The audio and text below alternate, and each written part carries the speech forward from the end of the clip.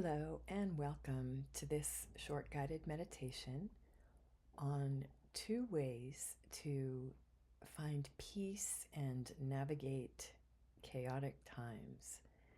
So, we are in chaotic times, but on some level, we can always find chaos. The nature of life is to not go the way that we expect it to. And yet sometimes it feels as if we're going through dramatic, big change on many different fronts all at once. So, in order to find our way when things get chaotic like this, we need to establish a relationship to ourselves and to our circumstances. Otherwise, we have no way of knowing how to respond. And when we don't know how to respond, we react. And this is not the most helpful use of our energies. So, in this practice, I'll share 2 different approaches that you can use to come into contact with what's going on for you, to identify what's going on, and then to funnel your energy in the most appropriate way, not only for your own well being, but for the effective use of your agency. We are all agents of change, whether or not we realize that. And in order to discover how our energies can best be used to create change, we have to understand what we are working with and how to focus that energy. So, when you're ready, find a comfortable position for your body. And you may want to lie down for this practice, or you can do it seated as well. But find a place where you can be settled and quiet for a few moments, because this is deep work. And we'll start by bringing attention to the physical body, just in the space where you find yourself. Make sure to make any adjustments to make yourself comfortable. And then allow your awareness to come to your breath and follow the breath in and out in an even flow if possible. And if it's not possible, just notice how your breath is flowing. Notice if there is any charge in your physical body, any tension, any discomfort. And let the breath guide you to discover these areas of sensation in the body. Notice what is supporting your body physically. Perhaps you're on a piece of furniture or just on the floor. But just take note of the force of gravity holding you up. And trust that feeling of being supported.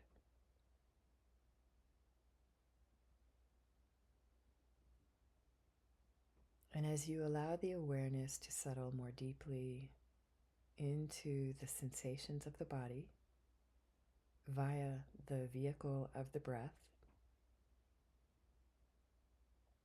do a gentle or brief sweep of the body from the top of the head all the way down over the head, the face, the back of the head, the neck and shoulders, the upper arms, elbows, lower arms, wrists and hands, fingers. Noticing any sensation in the upper chest, the middle chest, the lower torso or the belly, the sacrum, the hips, pelvis, thighs, knees, lower legs, ankles, feet, toes. Just being in your physical body. This receptor that allows us to record and feel whatever is going on for us.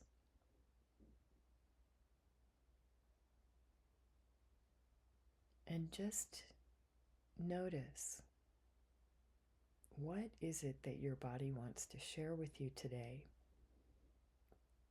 as a message?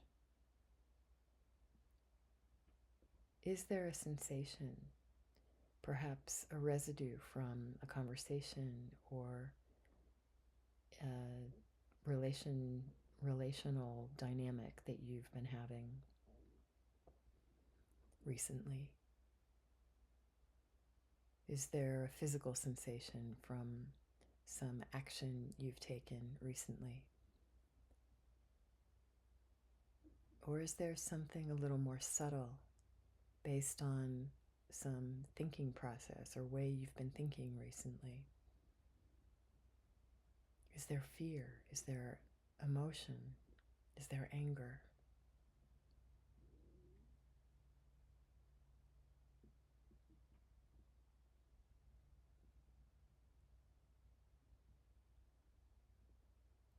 Notice how these sensations arise in the body. And then I invite you to choose one. And it may be the most obvious one. It may not. It may be more subtle. But choose one sensation that you would like to apply these two techniques to. And notice how this sensation arises in the body. Notice any storyline that accompanies it. Perhaps it arrives with some secondary emotions or thoughts.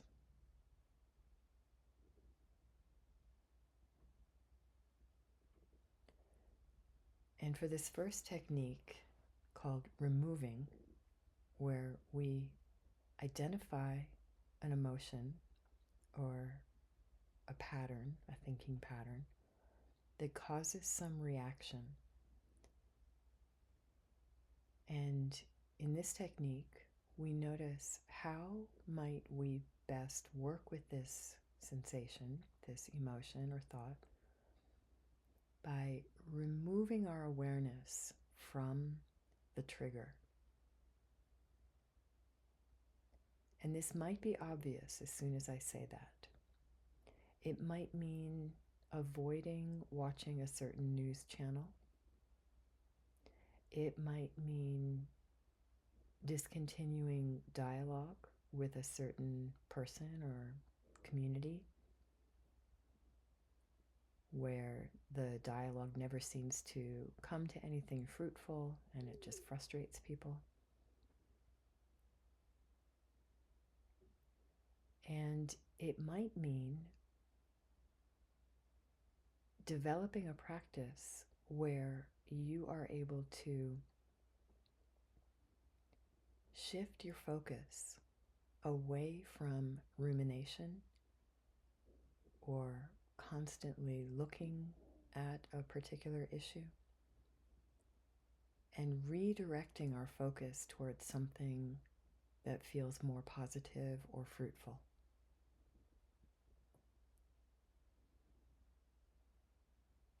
So this is a very bare bones technique of identifying what triggers us, what makes us react, and learning to redirect the energy by shifting our focus or removing ourselves from the conversation.